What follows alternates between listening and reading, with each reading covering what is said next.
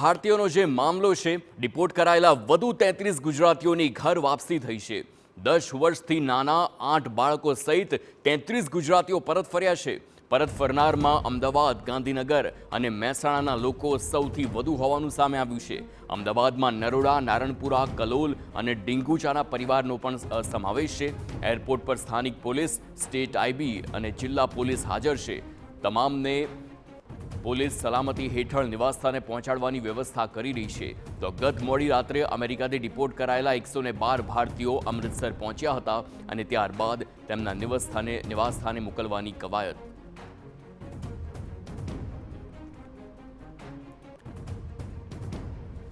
તમામ લોકોને આજે અમદાવાદ લાવવામાં આવી રહ્યા છે। ગઈકાલે પણ આપણે જોયું હતું કે 8 લોકોને લાવવામાં આવ્યા હતા। આ સિવાય સવારમાં પણ કેટલાક લોકોને ડિપોર્ટ કર્યા બાદ અમદાવાદ લાવવામાં આવ્યા હતા અને અત્યારે હાલ પણ આપ જોઈ રહ્યા છો કે કેવી રીતના ડિપોર્ટ કરવામાં આવેલ તમામ લોકો એક બાદ એક અત્યારે હાલ અહીંયા પહોંચી રહ્યા છે। મહત્વનું છે કે અગાઉ જે પ્રથમ ફ્લાઇટ આવી હતી એ સમયગાળા દરમિયાન લગભગ 33 લોકોને લાવવામાં આવ્યા હતા 6 ફેબ્રુઆરીના રોજ। ત્યારબાદ ગઈકાલે એટલે કે 16મી તારીખે અન્ય 8 લોકોને લાવવામાં આવ્યા હતા અને આજે સવારમાં જે પ્રથમ ફ્લાઇટ આવી હતી એમાં 8 લોકોને લાવવામાં આવ્યા હતા અને ત્યારબાદ અત્યારે હાલ આપ જોઈ રહ્યા છો કે અન્ય તમામ જે 29 લોકો છે એમને પણ લાવવામાં આવ્યા છે।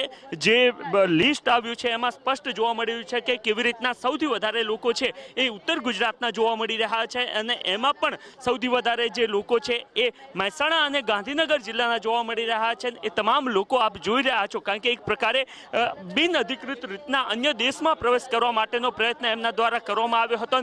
એના જ કારણે તેઓ વારંવાર પોતાનું મોઢું છુપાવતા પણ જોવા મળી રહ્યા છે। મહત્વની વાત એ પણ છે કે એક તરફ જ્યાં તમામ લોકોને અહીંયા લાવવામાં આવી રહ્યા છે એમને હથકડી પહેરાવીને અહીંયા લાવવામાં આવી રહ્યા છે એને લઈને પણ એક પ્રકારની રાજનીતિ થતી જોવા મળી રહી છે કે કેવી રીતના ભારતીયોનું અપમાન થઈ રહ્યું છે। અને ગઈકાલ રાત્રે વધુ એક ફ્લાઇટ અમૃતસર પહોંચી હતી અને એમાં વધુ 112 સાથે કુલ 332 લોકોને અત્યાર સુધી અમેરિકાથી ડિપોર્ટ કરવામાં આવી ચૂક્યા છે અને એમાં પણ ગુજરાતના લગભગ 70 કરતાં પણ વધારે લોકો હોવાની બાબતો સામે આવી ચૂકી છે।